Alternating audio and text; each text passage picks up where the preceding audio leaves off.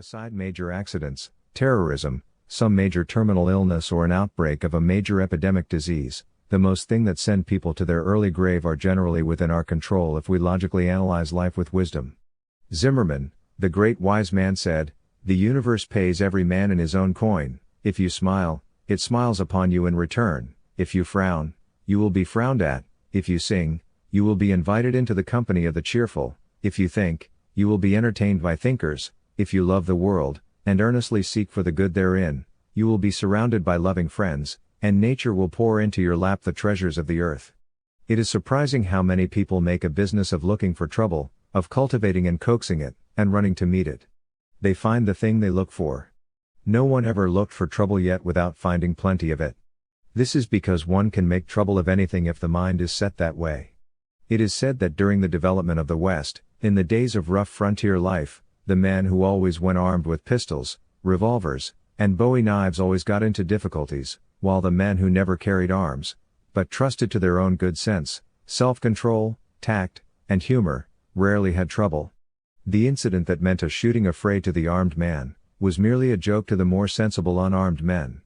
It is just the same with the seekers of ordinary troubles.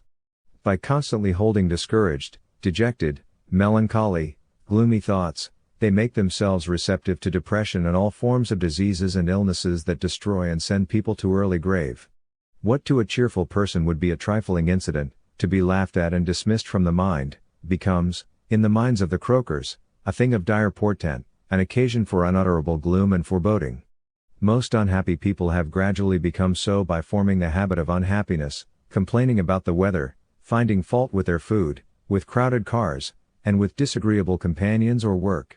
The habit of complaining, of criticizing, of fault-finding or grumbling over little things, the habit of looking for shadows, is one most unfortunate in human life, especially if persisted upon, for after a while the victim becomes a slave.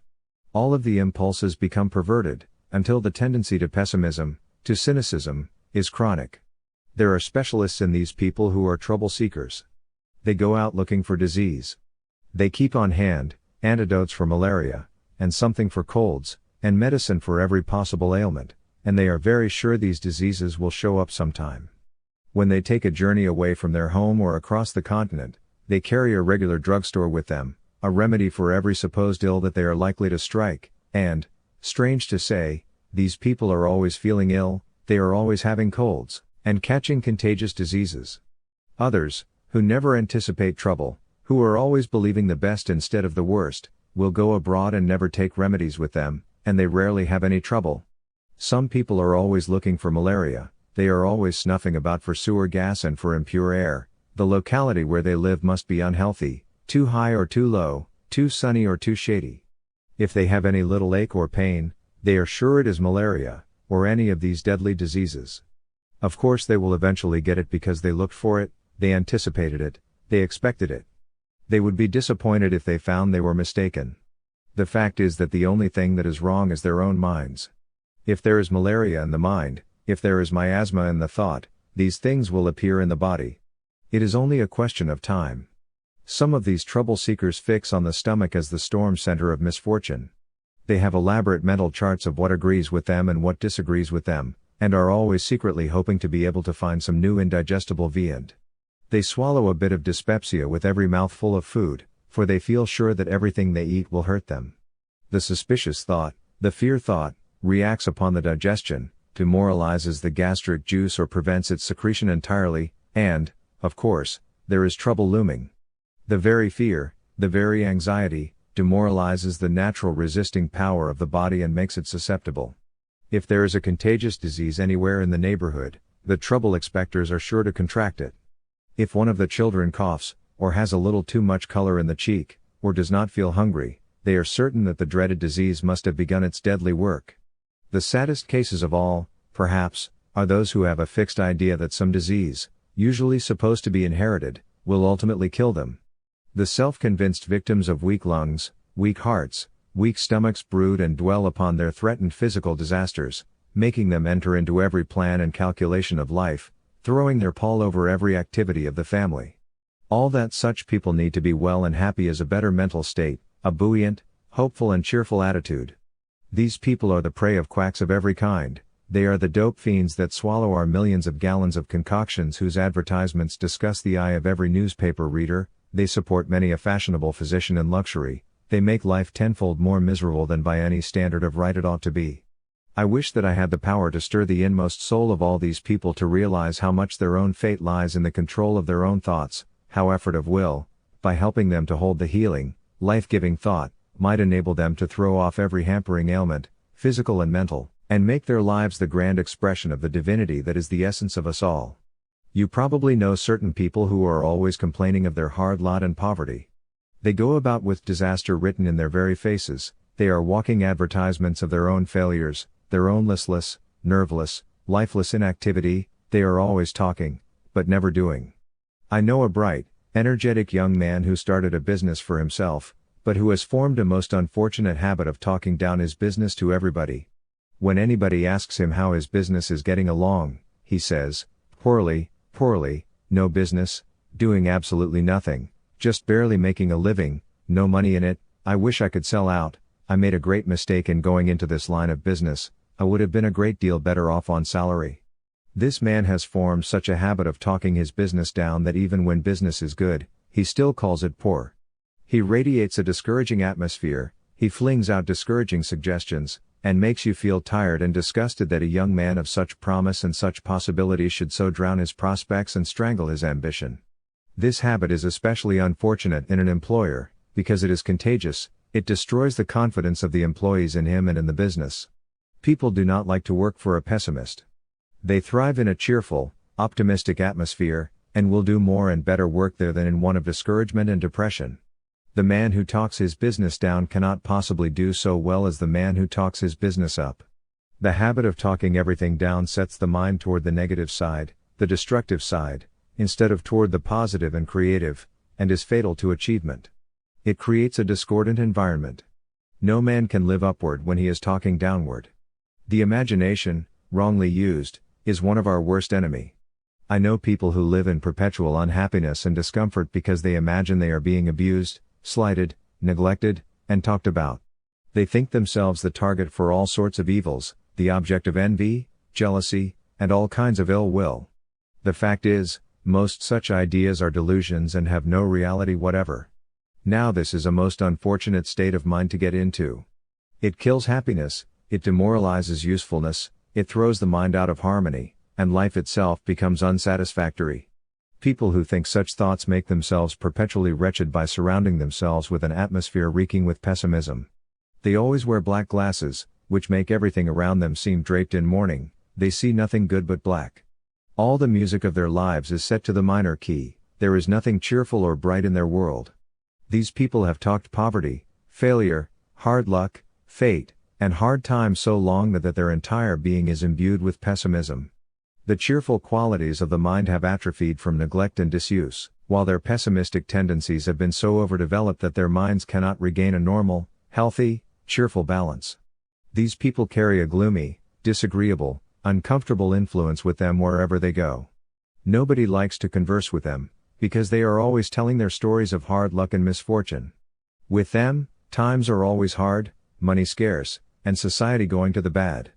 After a while they become pessimistic cranks, with morbid minds, really partially unbalanced, and people avoid them as they would miasmatic swamps, full of chills and fever. Sometimes a whole household becomes infected by the presence of one morose, discontented member, and its peace is ruined. Such a contrary person is always out of harmony with his environment, has no pleasure himself, and, as far as he is able, prevents others from having pleasure and happiness. Such states of mind not only induce disease, but also prevent benefit from ordinary curative processes. George C. Tenney, from his experience in a sanatorium, says, to help a person who is out of touch with everything and everybody is like trying to save a drowning man who is determined to drown. Giving medicine or treatment to a person whose mind is in the turmoil of discontent is like pouring water into heated oil. Irritation and disturbance is the consequence. Healing is the work of divine power, and in the use of divinely appointed means for the recovery of health, it is as necessary to be in harmony with the application of those means as though the divine master were himself applying the means. A good and providence is seeking to work out for us a noble end, and contentment means being in harmony with the work that is being done for us, whether that work be agreeable to our feelings or not. It matters not what may be the cause of the trouble in the anxious mind, says Dr. A.J. Sanderson, the results upon the body are the same. Every function is weakened, and under the continual influence of a depressed state of mind, they degenerate. Especially is this true if any organ of the body is handicapped by weakness from any other cause. The combination of the two influences will soon lead to actual disease. The greatest barrier in the way of the healing process, especially if the malady be one that is accompanied by severe pain, is the mental depression that is associated with it and often becomes a factor of the disease. It stands in the way of recovery sometimes more than do the physical causes, and obliterates from the consciousness of the individual the wonderful healing power of nature, so essential to recovery. Another most injurious and unpleasant way of looking for trouble is fault-finding, continual criticism of other persons. Some people are never generous, never magnanimous toward others. They are stingy of their praise, showing always an unhealthy parsimony in their recognition of merit in others, and critical of their every act. Don't go through life looking for trouble, for faults, for failures, for the crooked, the ugly, and the deformed. Don't see the distorted man, always try to see the man that God made. Just make up your mind firmly at the very outset in life that you will not criticize or condemn others, or find fault with their mistakes and shortcomings. Fault-finding, indulging in sarcasm and irony, picking flaws in everything and everybody, looking for things to condemn instead of to praise, is a very dangerous habit to oneself. It is like a deadly worm which gnaws at the heart of the rosebud or fruit, and will make your own life gnarled, distorted, and bitter.